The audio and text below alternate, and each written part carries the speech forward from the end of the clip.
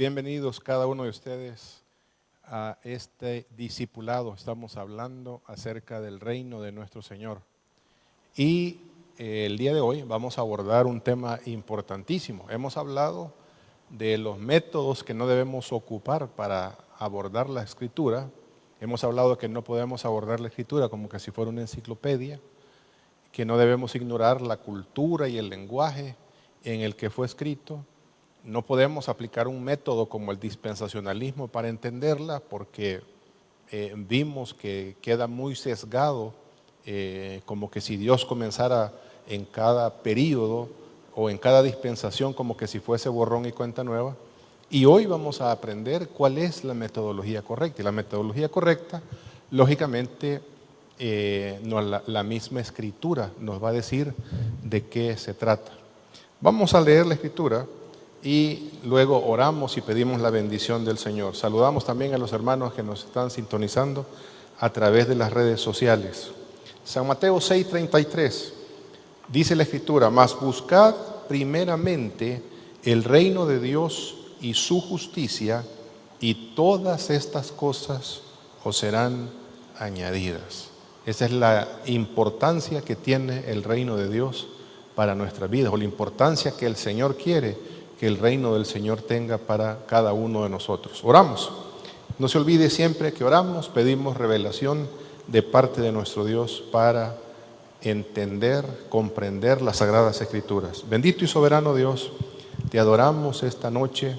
Te pedimos, Señor, siempre la intervención de tu Santo Espíritu para abordar tu palabra de manera, Señor, que la podamos comprender. Así como abriste el entendimiento de aquellos discípulos que iban camino a Emaús, así como abriste el entendimiento de aquellos, Señor, que por miedo estaban encerrados y tú te les apareciste. Ayúdanos a nosotros también, Señor, a quitar de nuestros ojos espirituales cualquier impedimento para que tu palabra nos sea revelada. En el nombre de Jesús. Amén y amén. Muy bien.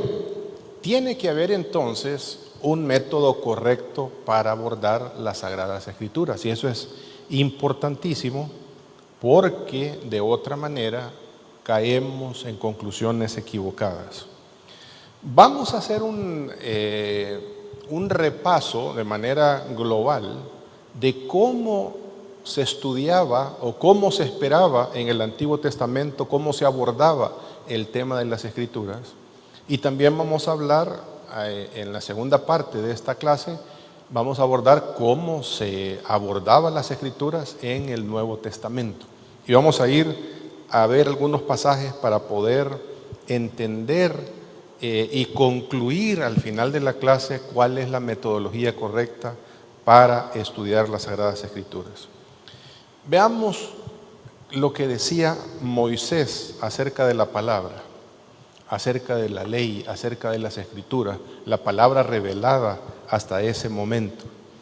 Deuteronomio 27 del 1 al 3 dice su palabra: ordenó Moisés con los ancianos de Israel al pueblo diciendo: guardaréis todos los mandamientos. Ve que no hay cosas parciales, que del 1 al 2, que del 5 al 7, todos los mandamientos que yo os prescribo hoy. Y el día que pases el Jordán a la tierra que Jehová tu Dios te da, levantarás piedras grandes y las revocarás con cal y escribirás en ellas todas las palabras de esta ley. Todas las palabras de esta ley.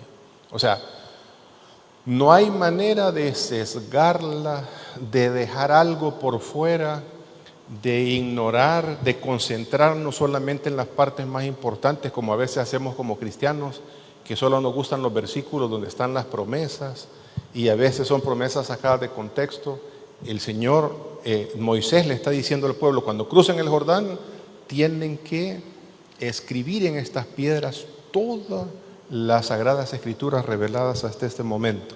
Y dice: y escribirás en ellas todas las palabras de esta ley, cuando hayáis pasado para entrar a la tierra que Jehová tu Dios te da, tierra que fluye leche y miel, como Jehová Dios de tus padres te ha dicho. ¿Cuánto de la Escritura tenían que escribir? Todo, absolutamente todo. No podían ignorar el tema del Edén, como se ignora hoy día, porque no se entiende el reino del Señor, no podían ignorar el libro de Éxodo, la vida de Abraham. Todo tiene un significado profundo en la revelación divina para nosotros.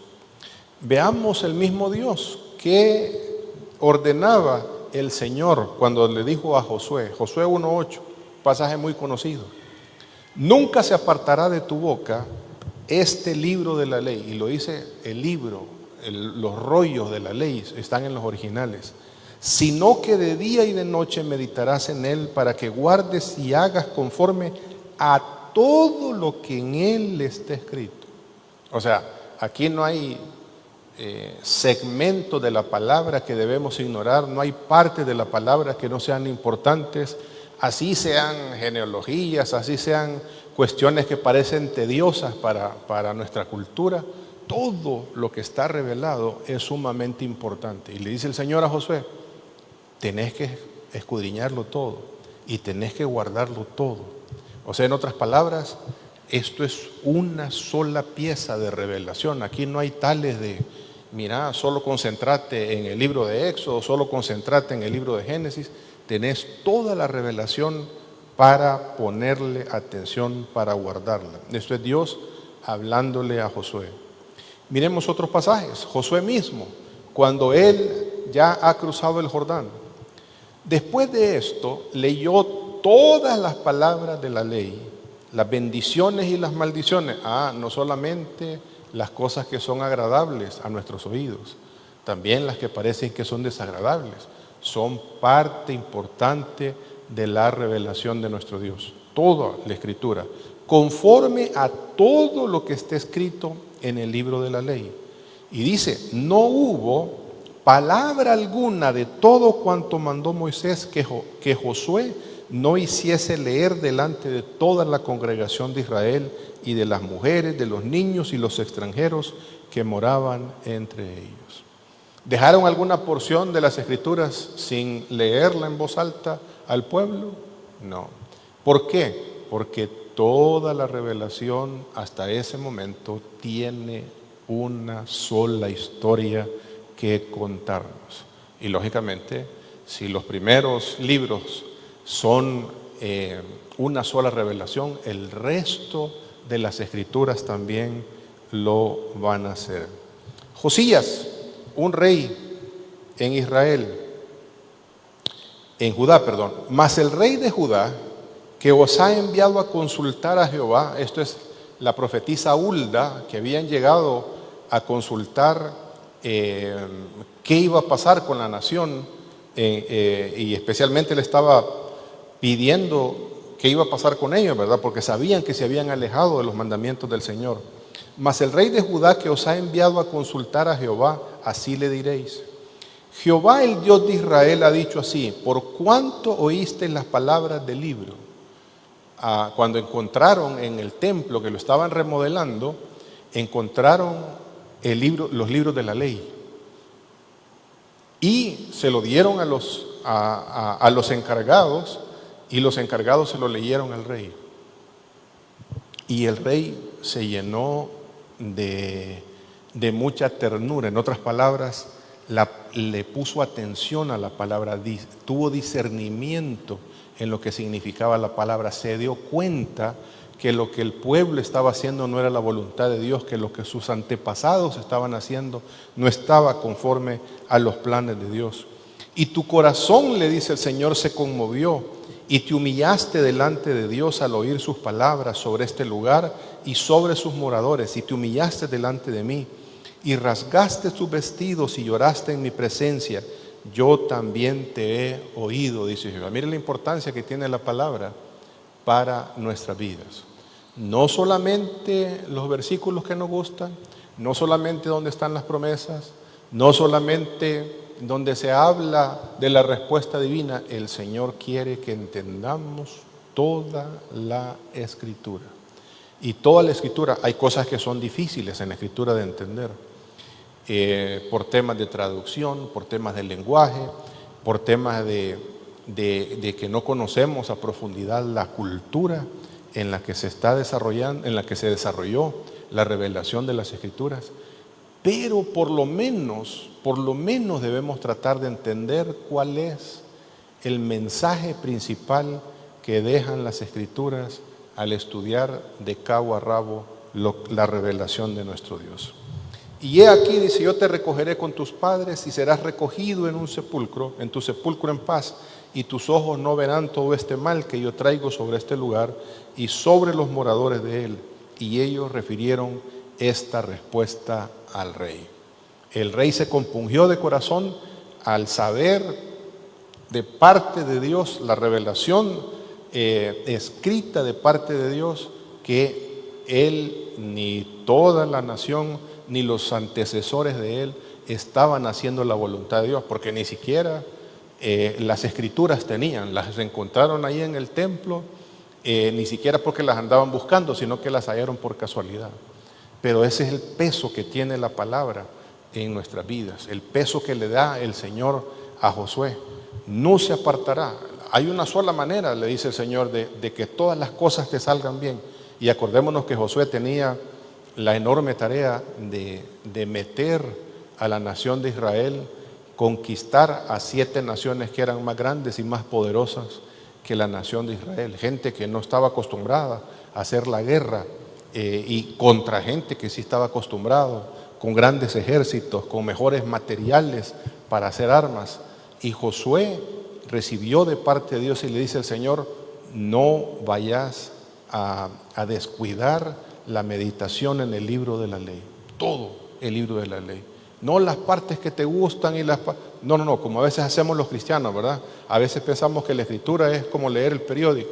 Esta noticia me gusta, estoy interesado en esto no me gusta, no quiero ver esto, no quiero ver aquello. Pero todo lo que está ahí revelado en la palabra es importante para nuestras vidas.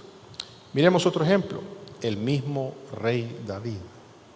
Mire, él es el escritor del Salmo 1, este salmo que hasta los niños de escuela dominical hacemos que se lo aprendan de memoria. Bienaventurado el varón que no anduvo en consejo de malos. Mire el contraste que hace David con respecto a aquel que dedica su tiempo a escudriñar las Escrituras. Bienaventurado el varón que no anduvo en consejo de malos, ni estuvo en camino de pecadores, ni en silla de escarnecedores se ha sentado. ¿Qué hizo que una persona no cayera en semejante ambiente, en un ambiente de burladores, en un ambiente de malhechores, en un ambiente de gente que no hace el bien? Aquí está el contraste. Y dice, versículo 2, sino que en la ley de Jehová, en toda la ley del Señor, está su delicia. En otras palabras, escudriñar la palabra para nosotros debe ser una delicia. ¿Por qué no es una delicia? Primero, porque no comprendemos el significado profundo que tienen las Escrituras. Pero cuando entendemos de qué se trata esta revelación divina para nuestras vidas, estamos hablando de que ese Dios, creador de los cielos y de la tierra, está dándonos a conocer su voluntad. ¿Qué es aquello que le agrada? ¿Qué es aquello en lo que no va con la naturaleza de Dios? Y nosotros que buscamos su rostro debemos evitar caer en semejantes errores. Sino que en la ley de Jehová está su delicia, su deleite. Y en su ley medita de día y de noche. Esto no es un asunto temporal. Esto es un asunto, ¿sabe que la Escritura no fue hecha para leerse en un año? Como muchas veces hemos pecado nosotros de querer leerla en un año, ¿verdad? Y a veces nos toca hasta 7 capítulos en un solo día. ¿Y qué aprendimos? Nada, porque la carrera es a estudiar, a leer la palabra, más que a poner nuestra mente, nuestro corazón en tratar de entender la revelación del Señor. Y dice de día y de noche. ¿Qué significa? Que todos los días de nuestra existencia debemos estar cerca de la palabra del Señor. Que sea un deleite, que sea una delicia para nuestras almas ir a la palabra del Señor. Que no sea una carga para nosotros al hacer nuestros devocionales, que no sea una carga para nosotros el escuchar la palabra del Señor, sino que sea un deleite, que sea de gozo para nuestras almas, que sea un refrigerio para nuestros corazones, el escuchar la voluntad de Dios, el escuchar la voz, más cuando en este mundo hay tantas voces que hablan y dicen y afirman cosas que están en contra de la voluntad del Padre Celestial. Con mucha mayor razón debemos escuchar la voz de nuestro Dios en su palabra, la revelación de nuestro Dios en su palabra. Y dice, esta es la bendición del que se deleita en la palabra del Señor: será como árbol plantado junto a corrientes de agua, que da su fruto en su tiempo y su hoja no cae, y todo lo que hace prosperará. Yo no sé si ya se empezaron a dar cuenta de dos cosas que son bien común en las diferentes lecturas de la Biblia que hemos tenido. Primero, que el Señor quiere que no hagamos sesgos en su palabra. Hay cristianos de años que lo único que leen es proverbios y salmos. Pero eso hasta la gente del mundo los lee, fíjese. Yo he conocido gente que lee los salmos y no es cristiano, no asiste a una congregación, no ha entregado su vida al Señor. Y ya vemos cristianos que solamente nos hemos quedado con proverbios y con salmos. Y todavía hay un montón de palabras que no conocemos. El Señor no quiere que nos quedemos nada más con unas porciones de las Escrituras. Él quiere que entendamos toda la revelación que Él ha puesto en su palabra, porque es de bendición para nuestra vida. Porque esa es la manera como Dios tiene para revelarse a nosotros. Segundo punto, que es un factor común, que hay bendición, hay prosperidad en dedicar tiempo a reflexionar, a meditar en la palabra de nuestro Dios. Se lo dijo el Señor a Josué. No le dijo, mira, Josué, podés hacer, si haces 5 de 10 cosas, entonces vas a tener éxito en los desafíos que vas a tener para conquistar. Solo le dio uno. Solamente así las cosas que emprendas te van a salir bien y vas a prosperar. La palabra de Dios tiene debe tener una importancia fundamental en la vida nuestra. Mire, si no, un salmista, el que escribe el Salmo 119. El Salmo 119, amados, es una alabanza prácticamente a lo que significa la palabra del Señor. Hay cosas que nosotros, por nuestra cultura o porque no hemos sido formados bien, las sentimos como que si fueran cargas.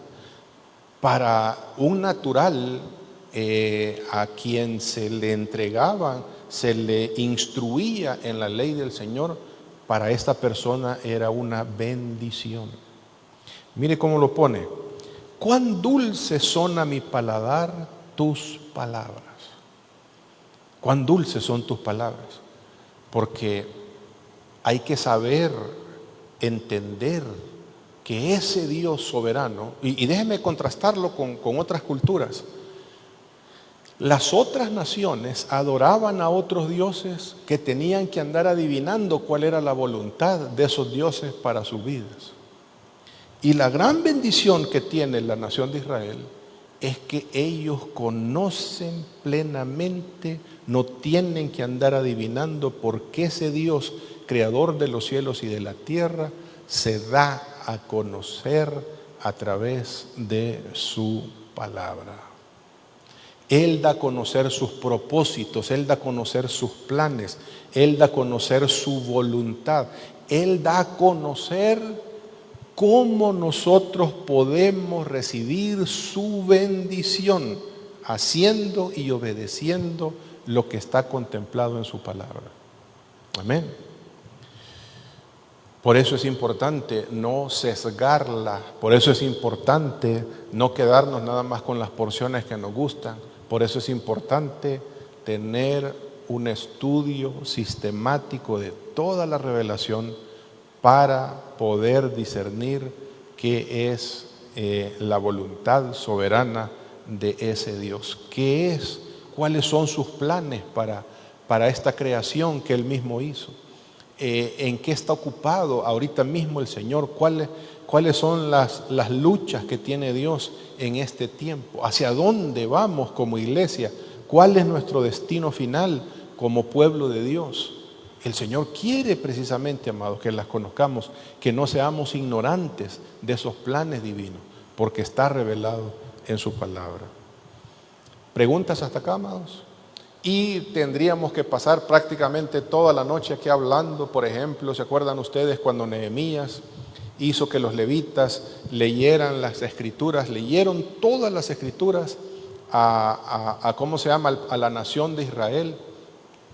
Y dice la escritura que pusieron el entendimiento, que desde la mañana hasta el mediodía estuvieron escuchando el mensaje. Y cuando entendieron el mensaje se dieron cuenta de lo mal que estaban espiritualmente, de las razones, el por qué los había mandado el Señor al exilio, de qué tan lejos estaban ellos de haciendo su voluntad, y no tuvieron otra alternativa más que ponerse a llorar como niños.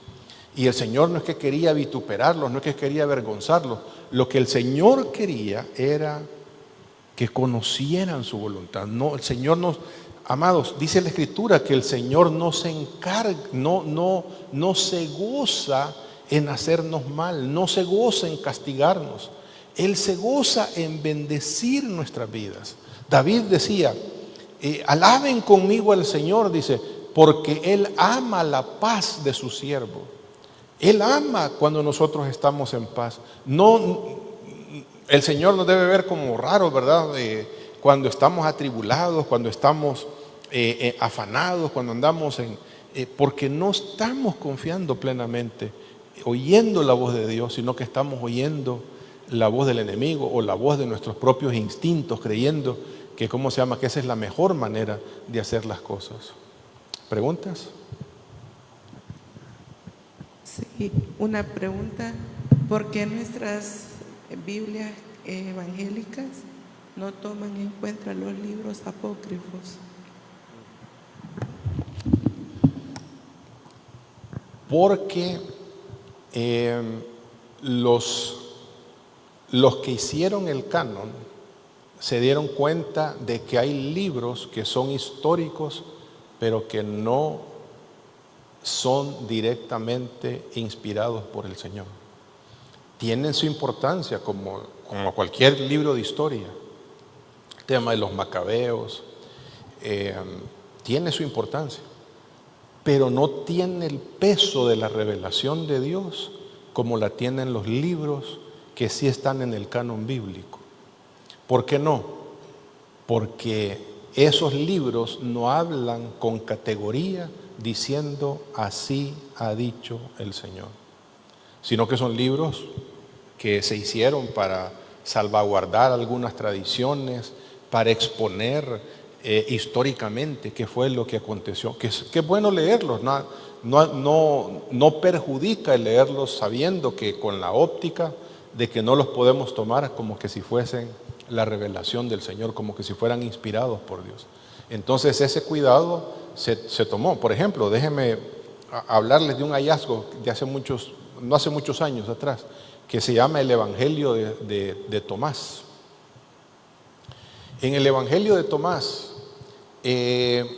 los que lo han estudiado dicen que fue escrito ahí como por el año 200, 300 después de Cristo. Más o menos similar a los otros evangelios que tenemos, o al libro de los Hechos que tenemos en las Sagradas Escrituras. Ese es el problema, que hay cosas que contienen ese evangelio, pseudo evangelio, que sabemos de primera mano que el Señor no pudo haber dicho semejante cosa, conociendo la verdad. Por ejemplo, ¿verdad? Dice en ese evangelio de Tomás que el Señor los apóstoles reunieron al Señor y vieron que la única mujer dentro de todo el grupo que tenía más o menos la posibilidad también de hacer un apóstol era María Magdalena. Entonces dice ese evangelio, ¿verdad? Que se reunieron con el Señor y el Señor le dijo a ellos: no se preocupen, que yo a ella la voy a transformar en un hombre.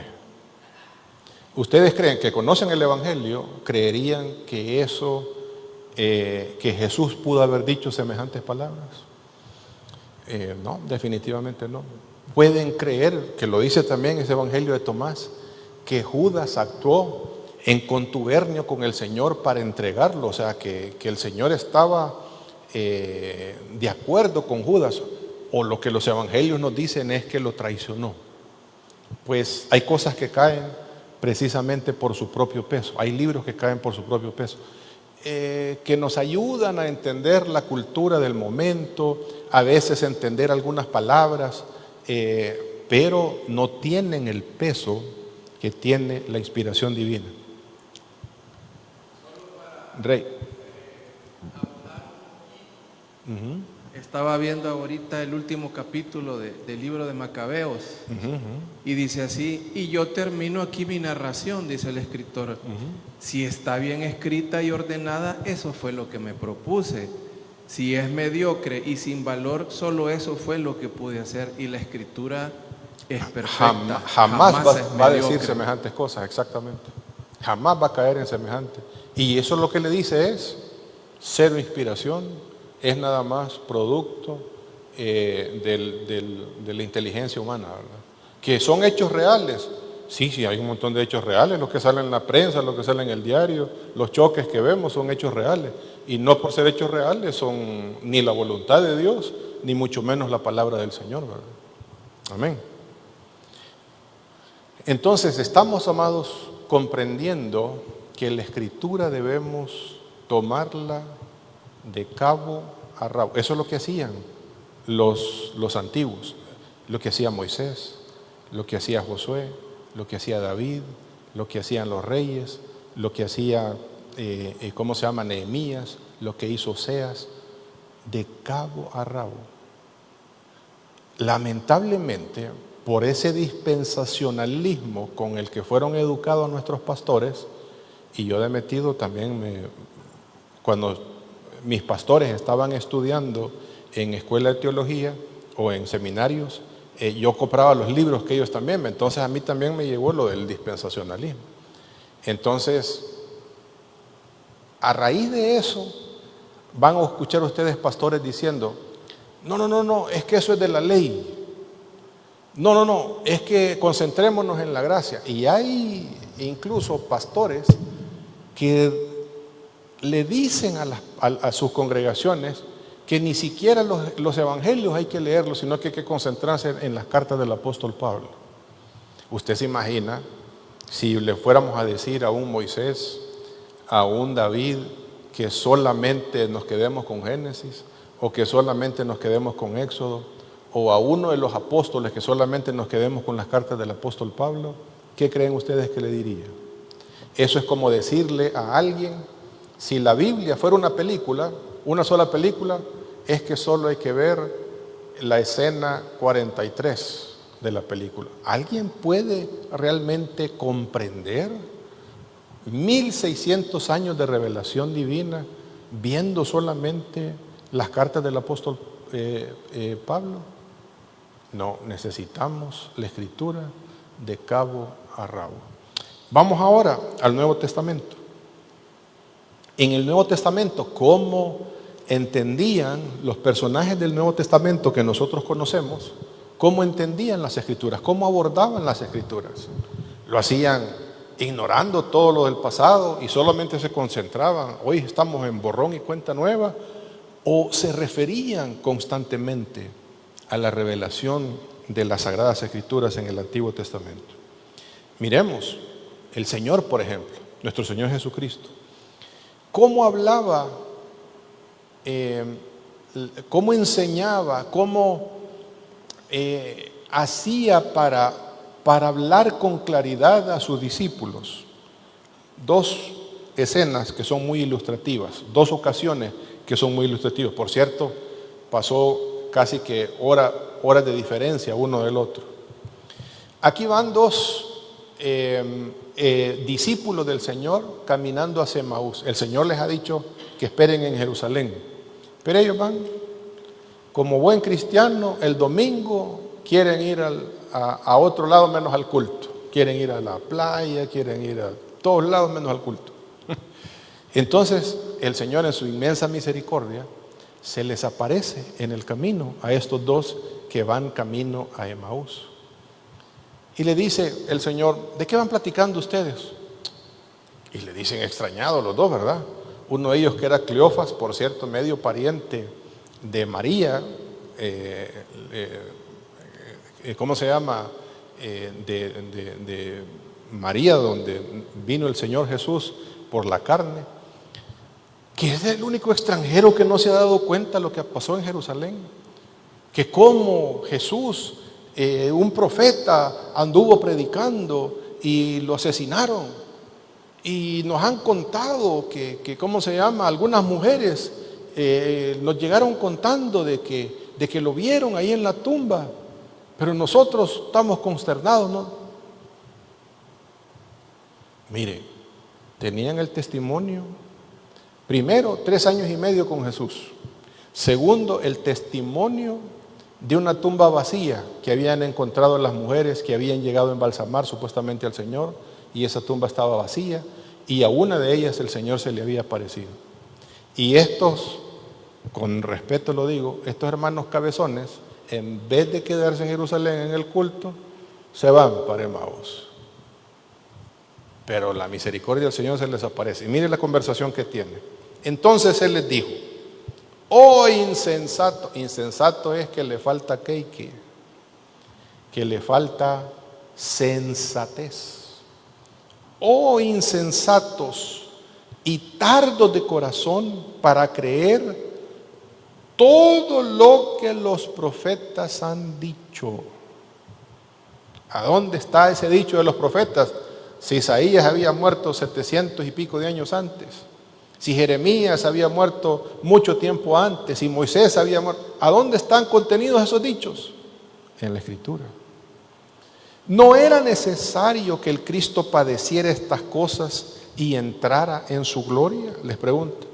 Y comenzando desde Moisés y siguiendo por todos los profetas, les declaraba las Escrituras de lo que decían acerca de él. ¿Podemos ignorar el Antiguo Testamento? ¿Qué pasa si nos concentramos nada más en el Nuevo Testamento? No vamos a entender 3/4 partes de la película. Y vamos a andar errados en un montón de conclusiones falsas que vamos a tener. ¿Qué hizo el Señor con estos muchachos?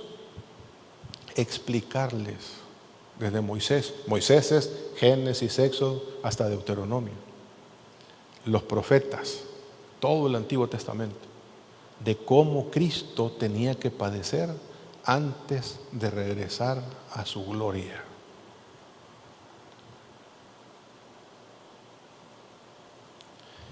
Ahora, el Señor ese mismo día se va a Jerusalén, y en Jerusalén encuentra que los hermanos están a puertas cerradas por miedo, porque si mataron al jefe, imagínense lo que van a hacer con nosotros, ¿verdad?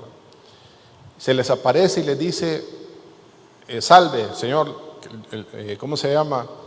Y se quedaron asustados ahí, ¿cómo entró? Y será el Señor. Y él, para probar que había resucitado, le dice: tráiganme algo de comer.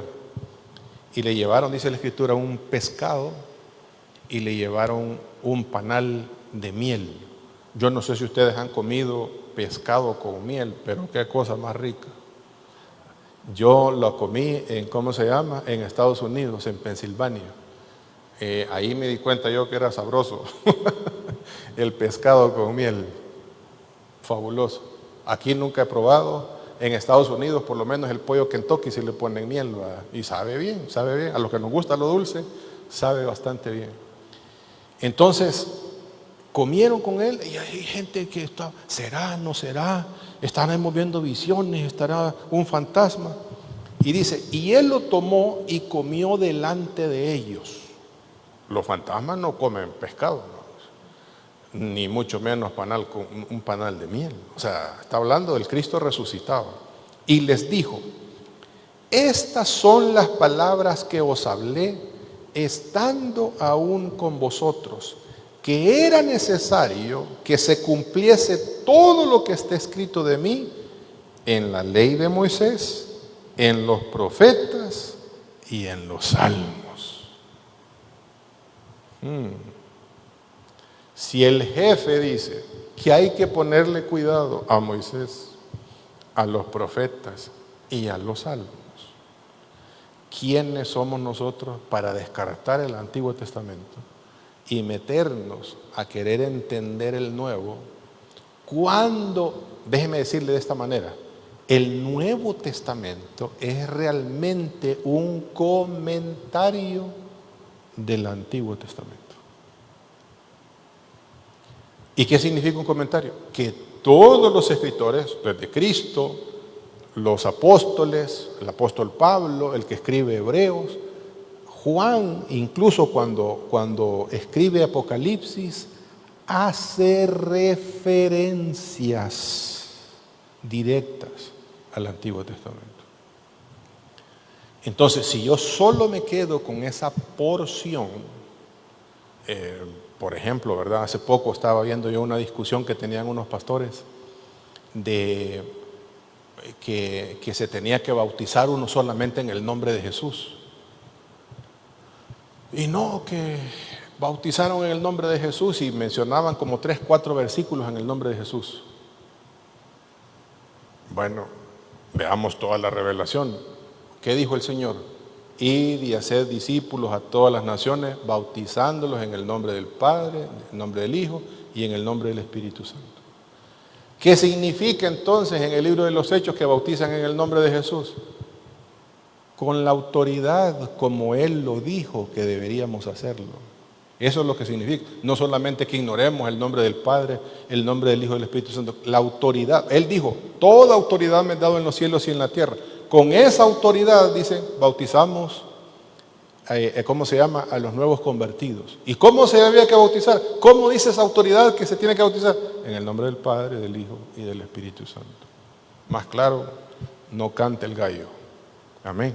Y nos hacemos chibolas, como los cieguitos, aquellos que les conté en alguna ocasión, que están tratando de entender de qué se trata un elefante.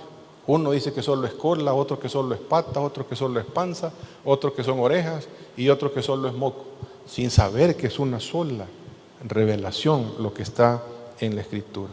Y les dijo, así está escrito, y así fue necesario que el Cristo padeciese y resucitase de los muertos al tercer día.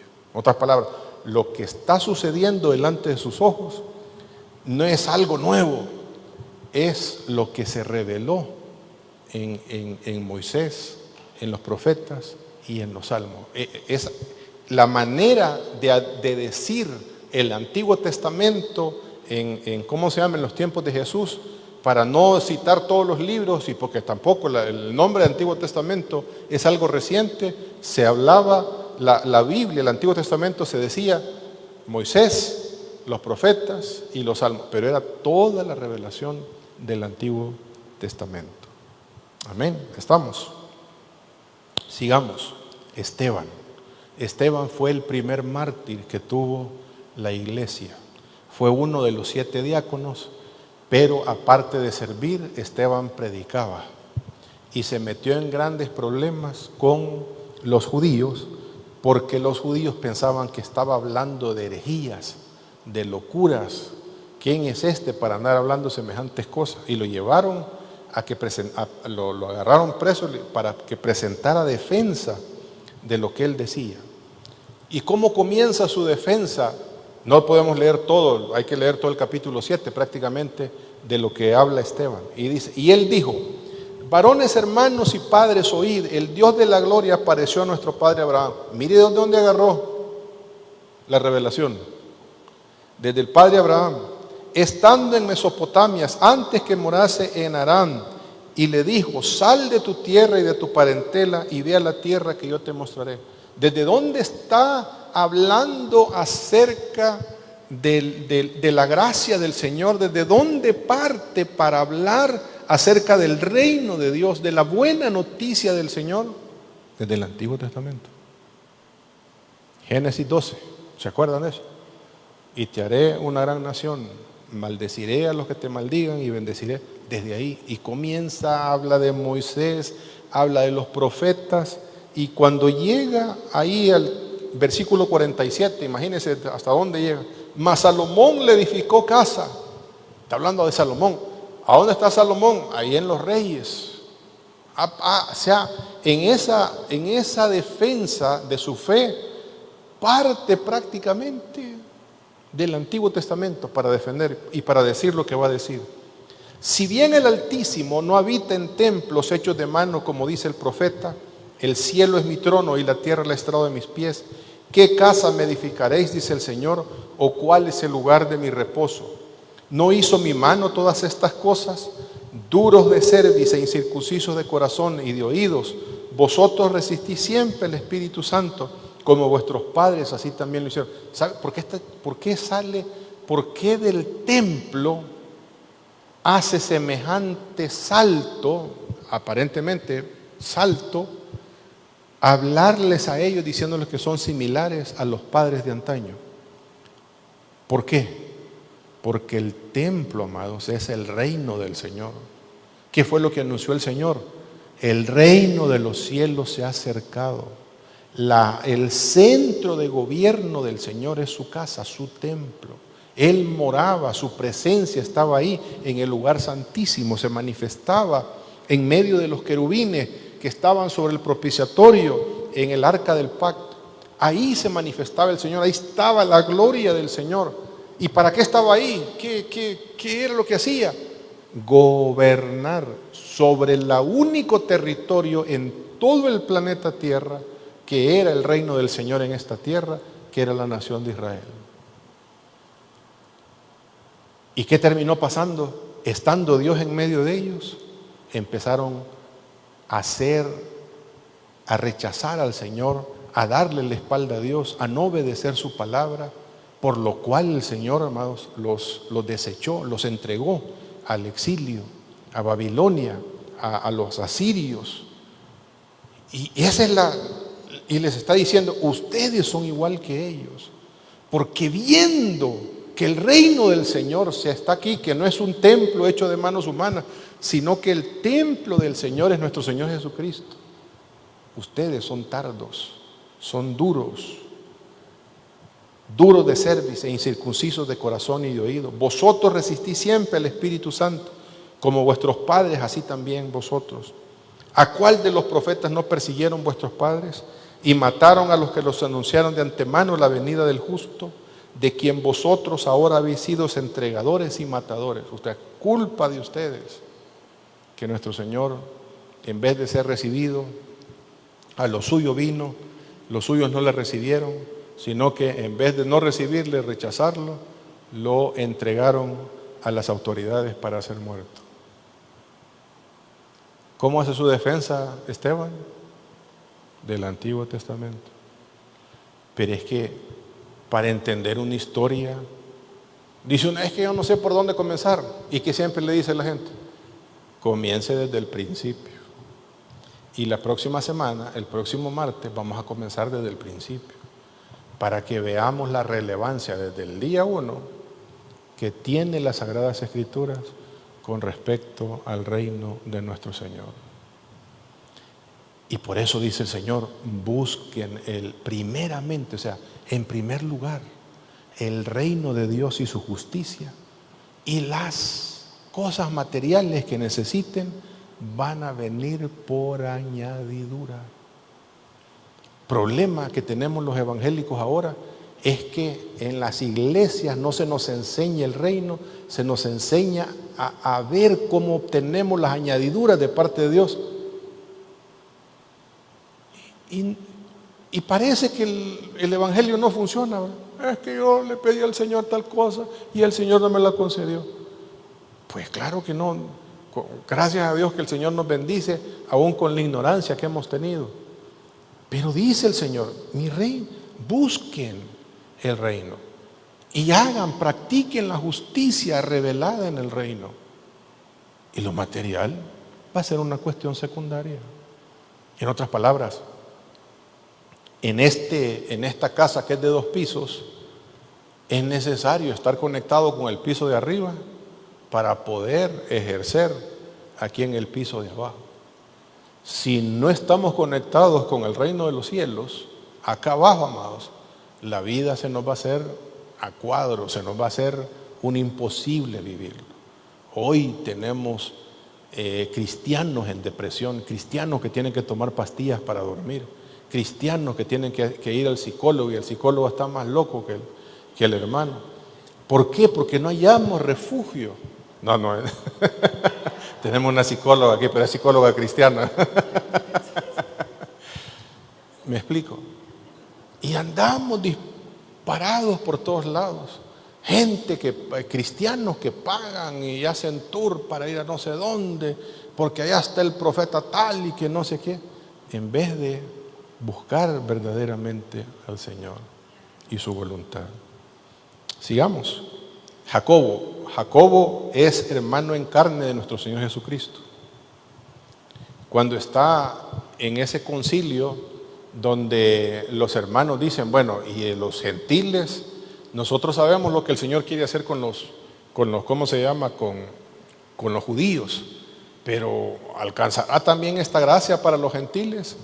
Y ahí hay una revelación de parte de Dios a este hombre del Señor, y le dice, y con esto concuerdan las palabras de los profetas, como está escrito. Otra vez el burro al trigo, ¿verdad? Antiguo Testamento. Como está escrito, después de esto volveré y reedificaré el tabernáculo de David que está caído. ¿Cuál es el tabernáculo de David que está caído? Su reino. Que el tabernáculo es su presencia en medio de su pueblo. ¿Qué es lo que está restaurando el Señor? Su presencia en medio no solamente de los judíos creyentes, sino de todo gentil que quiera creer también en Él. Y repararé sus ruinas y lo volveré a levantar, para que el resto de los hombres busque al Señor, y todos los gentiles sobre los cuales es invocado mi nombre, dice el Señor. En otras palabras, lo que Jacob está diciendo, este es el cumplimiento de que no solamente el reino es para los judíos, también es para los gentiles, porque este es un asunto de fe, y esa es la voluntad del Padre Celestial.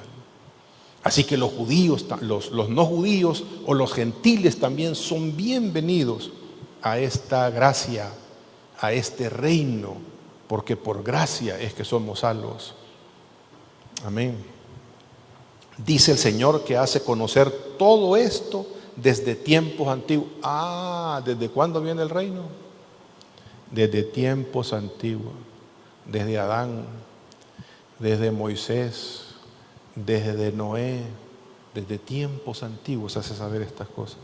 Por lo cual yo juzgo que no se inquiete a los gentiles que se convierten al Señor. En otras palabras, que no obliguemos a los gentiles a que se vuelvan judíos de religión, ¿verdad? Que los obliguemos a circuncidarse, que hagan aquí, que hagan allá, como que si fuera seguir una tradición, sino es un acto de gracia. Otra vez más, en el Antiguo Testamento citaba en el Antiguo Testamento, en el Nuevo Testamento cita en el Antiguo Testamento. Miremos al apóstol Pablo. En este pasaje que vamos a leer ahorita, el apóstol Pablo está preso. Ha sido llevado de Jerusalén y está en Roma. En Roma, por ser un ciudadano romano, le permitieron tener casa por cárcel. Y le permitieron a Pablo que lo pudieran llegar a visitar. Parientes, hermanos en la fe, judíos de hermandad de la misma nación, para que, lo pudieran atender. No podía salir de la casa era la cárcel. Y cuando llegaron unos judíos, él quiso exponer las verdades del Señor a estos judíos. Y habiéndole señalado un día, vinieron a él muchos a la posada, a los cuales les declaraba y les testificaba el reino de Dios. ¿Qué les predicaba el apóstol Pablo? Cómo vencer la soledad, cómo hacer pisto en 3 pasos fáciles, cómo llevarse bien con la suegra, todas son predicaciones, amados, de cómo se llama, cómo ser el hombre victorioso para lo que fui diseñado, cómo conquistar las alturas, cómo sacar el campeón que hay en nosotros. Se fijan en el montón de locuras que se predican allá afuera cuando se desconocen las Escrituras. ¿Qué les predicaba el apóstol Pablo? Y les testificaba el reino de Dios desde la mañana hasta la tarde, porque este no es un asunto. Una vez llegaron unos jóvenes, ya habíamos salido de un culto de día de semana y me abordaron 3 de los muchachos, ¿verdad? Y me dicen: pastor, yo estaba a 2-3 días de irme de viaje para Estados Unidos. Me dicen: pastor, quiero que nos enseñe la gracia del Señor, que nos enseñe profecía bíblica y no sé qué otro tema más. Eran 3 temas los que querían, que en una sola sentada yo les dijera todo lo que sabía de las Escrituras. Y les tuve que decir, ¿verdad? Miren, Dios, este asunto no es de una sentada. Este asunto no es de que, ¿cómo se llama? Tomate esta pastilla y me llamas en la mañana. No, este asunto es que despacito y buena letra. Hay que entender. Y está hablando, amado, estaba discutiendo y estaba enseñándole a gente que conoce las Escrituras, que conoce el Antiguo Testamento. Y les testificaba el reino de Dios desde la mañana hasta la tarde, persuadiéndoles acerca de Jesús, tanto por la ley de Moisés como por los profetas. ¿A dónde está el reino de Dios? Sabe que lamentablemente, incluso en plataformas digitales o en aplicaciones digitales donde se estudia la palabra, hasta en la fecha, cuando uno busca las referencias al reino de Dios, y estamos hablando de gente que supuestamente conoce las Escrituras, ha estudiado los originales, dice: es que referencias del reino de Dios hay, con Melquisedec. Ahí más o menos se deja entender lo del reino de Dios con Melquisedec, porque dice que era rey y sacerdote del Dios Altísimo, este Melquisedec. Y de ahí otra referencia en el Antiguo Testamento del reino será ahí como por el Salmo 2, porque habla del ungido del Señor en el Salmo 2. Y de ahí lo del reino lo empezamos a ver hasta que el Señor empieza a predicar del reino. ¿Ustedes creen que Jesús iba a predicar de algo nuevo que no estaba en Moisés, los profetas y los salmos? Por supuesto que no. Está continuando la revelación de lo que Moisés, los profetas y los salmos y todo el Antiguo Testamento y es lo que está diciendo el apóstol Pablo. Y lamentablemente algunos asentían a lo que decía, pero otros no creían. Estos son supuestamente gente que conoce la Biblia. Y déjeme decirle algo más. Es importantísimo pedirle a nuestro Señor siempre que vayamos a la palabra su revelación. Su revelación. Es importante que las escamas de nuestros ojos se caigan para ver la pureza, la verdad de lo que el Señor quiere para nuestras vidas, de la voluntad de Dios acerca de su reino, la importancia que tiene su reino para nuestras vidas. ¿Y cómo va a ser importante para nuestras vidas si ni siquiera entendemos qué es el reino? ¿Cómo va a ser importante para nuestras vidas? ¿Cómo va a ser prioridad para nuestras vidas si ni siquiera sabemos? ¿Y esto del reino cómo funciona? Pues, ¿y qué es esto del reino? Necesitamos meternos a las Escrituras, a estudiarlas, pero es necesario. Hay gente con mucha experiencia en Biblia que ha pasado incluso por maestrías y por doctorados que no les amanece el reino del Señor. No tienen esa revelación, que cuando se habla de reino para ellos se quedan extrañados. Y cuando se habla del reino del Señor, no, esto es una herejía porque están predicando otra cosa que no es. No estamos predicando lo que vos sabés acerca del reino del Señor. Estamos predicando la revelación completa de las Escrituras. Y uno más para terminar. El apóstol, ya hablamos del apóstol Pablo, ¿verdad? Conclusiones, amados. ¿Qué podemos concluir de todo esto que hemos hablado? Que la Escritura es una sola revelación. Que no podemos desechar. Es que yo puedo vivir sin Génesis. Así. Es que de la Biblia pueden quitarme los profetas. Pero que no me vayan a quitar los evangelios. O que no me vayan a quitar las epístolas del apóstol Pablo. Y el libro menos leído de toda la escritura, Revelaciones. Sí, yo creo que puedo vivir mi fe sin Apocalipsis. Así. ¿Qué pasa en nuestra vida espiritual cuando no conocemos la total voluntad de nuestro Señor? Sacamos conclusiones equivocadas de nuestra fe. Mire, hay un evangelio allá afuera que les va a decir a ustedes: si usted está mal, amados, es que usted anda mal espiritualmente. Usted tiene que andar próspero, o usted tiene que andar que le sobran los billetes, tiene que ser, ¿cómo se llama? Una persona próspera, porque Dios nos ha llamado a prosperidad. Bueno, y los narcos que tienen un gran problema con el billete, que no saben qué hacer con ellos, entonces, estos son apóstoles. ¿Me explico? ¿Acaso los grandes hombres de Dios, cómo terminaron si los consideramos en su vida social? El apóstol Pablo dijo: todo lo considero como basura por ganar a Cristo. ¿Y cómo terminó? Preso de esa posada donde estaba, salió a rendir cuentas de su fe al mismo César, y de ahí lo decapitaron. Nadie de nosotros quisiéramos.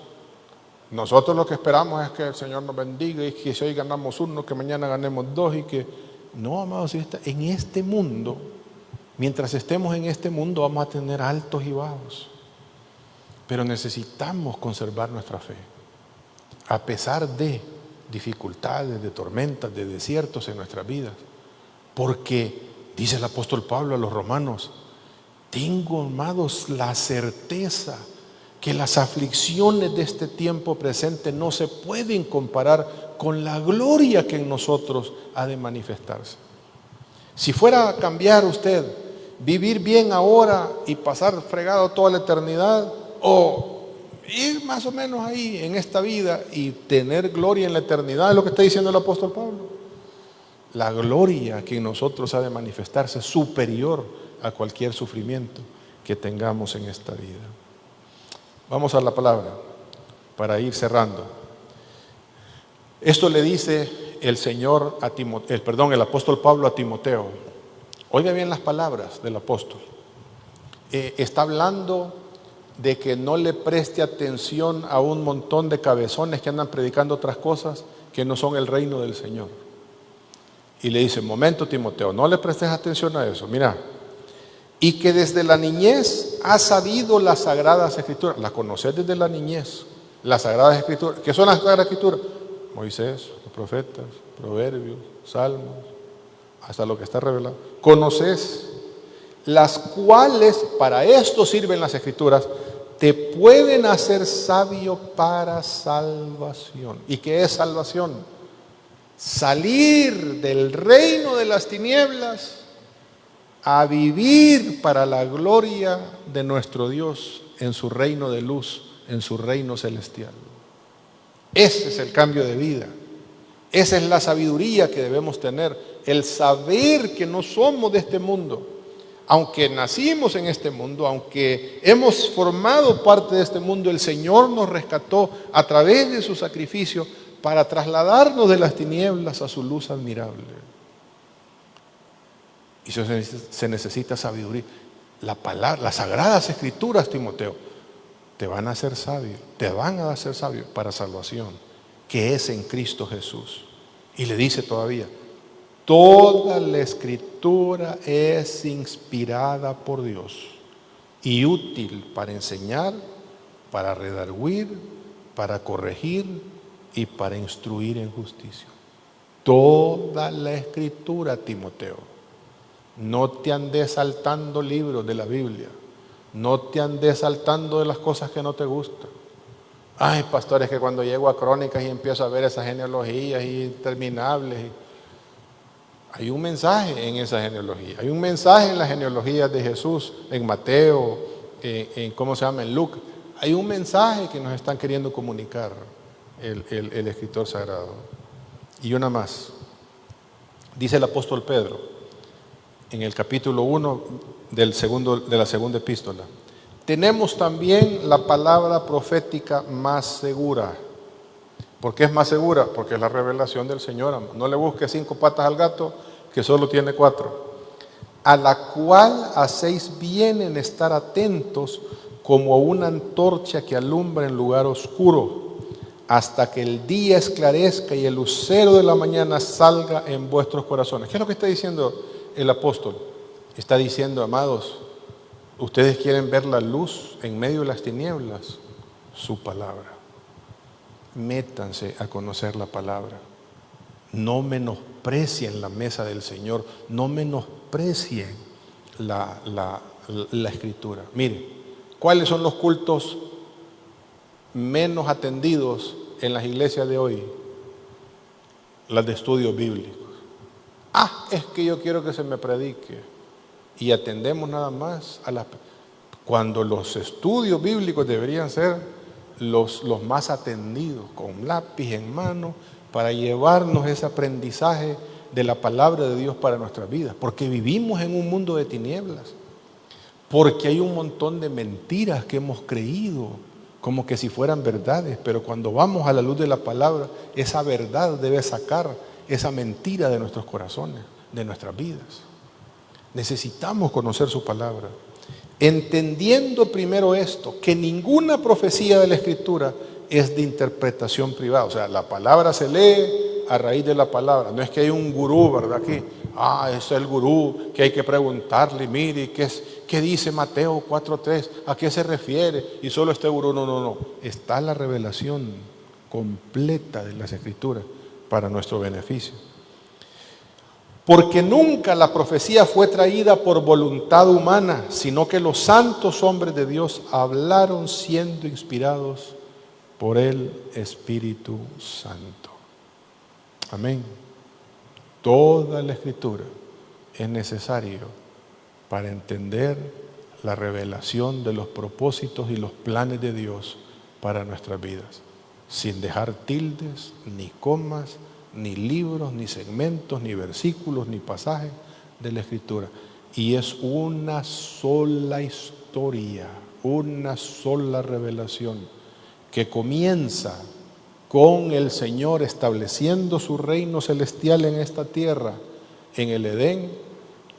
Las cosas no salen como el Señor quiere y toda la revelación es lo que el Señor tiene que hacer para volver, Apocalipsis, a que el reino celestial vuelva otra vez a este mundo, a gobernar sobre todas las naciones y sobre toda su creación. Y nosotros somos parte de ese reino glorioso de nuestro Dios. Amén. ¿Preguntas, amados? Sí. Judice. Gracias. Solo un comentario. Yo esta última, la lámina anterior en la que dice Pablo que algunos comprendieron y otros no creyeron, ¿verdad? Hace poco estuve viendo un video de un judío mesiánico que anda predicándole la palabra, anda predicándole a Jesús a todo judío que encuentra. Y él se basa, para explicarles quién es Jesús, se basa en los profetas, en el Antiguo Testamento, en Oseas, Zacarías, Isaías, y les lee el texto y algunos judíos se quedan sin palabras. Le dicen, wow, no sabía que esto existía. Y no sabía que, o sea, me parece a mí impactante porque ellos estudian y estudian y estudian. Pero hay un sesgo ahí porque se les niega la presencia del Mesías desde el Antiguo Testamento. Sí, amén. Y dicen ellos, no sabía que este Jesús que se menciona en el Nuevo Testamento, dice, su presencia se viene mencionando desde el Antiguo Testamento. Y soy testigo porque no me está citando el Nuevo Testamento, me está citando los profetas. Correcto, correcto. Entonces, y especialmente se quedan anonadados algunos con Isaías 53, que describe todo lo que le pasó al Señor. Hay un doctor que ahora es cristiano. Él fue el primero que se convirtió. Luego llegó a los pies del Señor la mamá. El papá era acérrimo enemigo del evangelio. No quería saber nada. Entonces vinieron ellos orando por el papá, por la conversión del papá y todo, ¿verdad? Es que, miren, si me quieren hablar a mí de Dios, háblenme del Antiguo Testamento. Bueno, vamos a leer el Antiguo Testamento. Ciertamente llevó él como cordero, fue llevado al matadero. Isaías 53. Ya les dije que no me lean el Nuevo Testamento, que me lean el Antiguo Testamento. Papá, este es Isaías 53. Y a raíz de Isaías 53 se convirtió a los pies del Señor, sabiendo que Jesús es el Mesías, el Rey de Reyes y Señor de Señores. Amén. Oramos, amados. Bendito y soberano Dios, hemos emprendido este viaje, Señor, para que tú hables a nuestras vidas, a nuestro entendimiento acerca de tu reino eterno. Queremos conocerte, Señor, cada vez más. Queremos entenderlo, discernirlo, queremos vivirlo, Señor, para la gloria de tu nombre y para bendición nuestra. Ayúdanos que los problemas de esta vida no nos carguen tanto que nos olvidemos de ir a tu palabra, de tener esa delicia, Señor, de ir a las Escrituras y que tú hables a nuestro espíritu, a nuestro ser interior. Permite, Señor, que sea tu espíritu el que nos guíe a toda verdad, que nadie de nosotros, Padre Santo, de los que estamos aquí, de todos aquellos que quieran emprender, Señor, este viaje, este estudio, que vamos a ir paso a paso, hablando acerca de tu revelación, que nadie de nosotros, Señor, se quede postrado en el camino, que así como decías tú en esa parábola del sembrador, gente que no entiende el reino, o gente que viene la persecución, y esa semilla se termina, Señor, sofocando y no creciendo, no germinando. Ayúdanos a cada uno de nosotros a hacer buena tierra, Señor, para que tu palabra sea puesta en nuestros corazones y pueda dar fruto abundante para ti, para tu gloria y para bendición de nuestra iglesia y de cada uno de nosotros. En el nombre de Jesús, amén y amén. Léanse, amados, Génesis 1, 2 y 3 para la próxima semana. Repásenlo despacito, buena letra, háganlo si es posible de noche, mediten en él, qué es lo que está diciendo el Señor, y vamos a ver la profundidad de lo que dice la Escritura con esos tres primeros. Ese es el plan, ahí comienza el plan de Dios para toda la humanidad. Amén. Bendiciones.